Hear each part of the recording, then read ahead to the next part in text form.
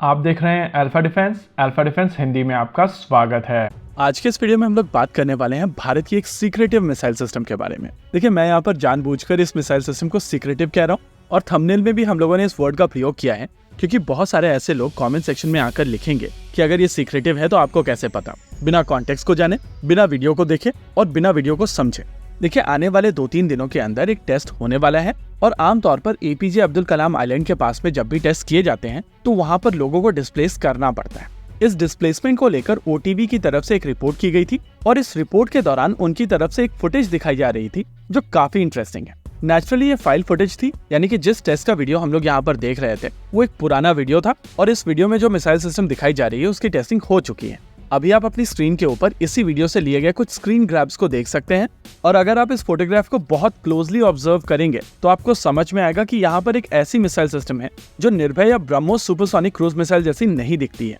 ये missile system सामने की ओर पॉइंटी मिसाइल सिस्टम है और ये चीज हम सभी जानते हैं कि ब्रह्मोस और निर्भय दोनों सामने की ओर से ब्लंट हैं। भारत की ज्यादातर नुकीली missile system ballistic missile systems हैं और इसी वजह से इस टेस्ट के दौरान जो फुटेज में मिसाइल सिस्टम दिखाई दे रही है उसको लेकर एक क्लेम आ सकता है कि एक बैलिस्टिक मिसाइल सिस्टम का टेस्ट हो सकता है। लेकिन अगर आप ओटीवी के वीडियो को पूरा देखेंगे तो आपको समझ में आएगा कि यहाँ पर एक ऐसी मिसाइल सिस्टम है जो लॉन्च होने के बाद में ट्रेजेक्ट्री को चेंज करती है और फिर ट्रेजेक्ट्री चेंज करने के बाद में ये अपने बूस्टर को रिलीज कर देती है।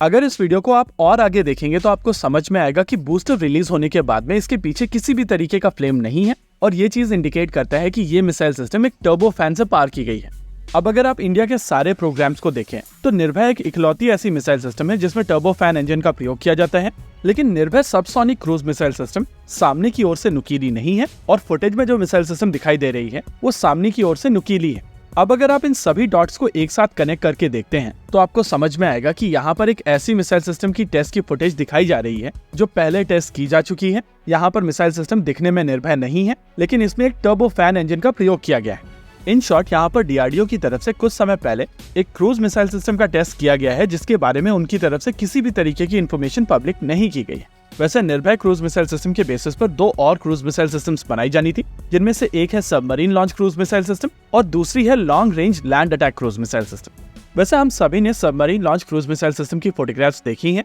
और ये चीज हम में से ज्यादातर लोग जानते हैं कि ये मिसाइल सिस्टम देखने में काफी हद तक निर्भय क्रूज मिसाइल जैसी ही है और फुटेज में जो मिसाइल सिस्टम दिखाई जा रही है वो submarine launch cruise missile system तो बिल्कुल नहीं। यानी कि घुमा फिराकर बात आकर अटकती है long range land attack cruise missile system के ऊपर और अभी तक हम लोगों ने इस मिसाइल सिस्टम का केवल नाम सुना है और इसकी कोई भी फोटोग्राफ अभी तक पब्लिक डोमेन में नहीं आई। यानी कि यहाँ पर पूरा चांस है कि डीआरडीओ की तरफ से इस मिसाइल सिस्टम का टेस्ट कर लिया गया है और जिस तरीके से वो लोग submarine launch cruise missile system या indigenous technology cruise missile system के टेस्ट के बारे में बातचीत नहीं करते हैं, वैसे ही इस मिसाइल सिस्टम को भी सीक्रेटिव रखा गया होगा। देखिए, long range land attack cruise missile system को लेकर आइडिया है कि निर्भय की टेक्नोलॉजी के बेसिस पर एक ऐसी मिसाइल सिस्टम बनाई जाए जो बहुत ज्यादा लंबी दूरी पर लैंड अटैक करने में सक्षम। आमतौर पर लगभग हर एक एंटी शिप मिसाइल सिस्टम को थोड़े मॉडिफिकेशन के साथ में लैंड अटैक रोल में यूज किया जा सकता है और एक एंटी शिप मिसाइल सिस्टम और land attack cruise missile system के बीच में बहुत ज्यादा फर्क नहीं होता है। इनके बीच में जो सबसे बड़ा फर्क होता है वो सीकर असेंबली का होता है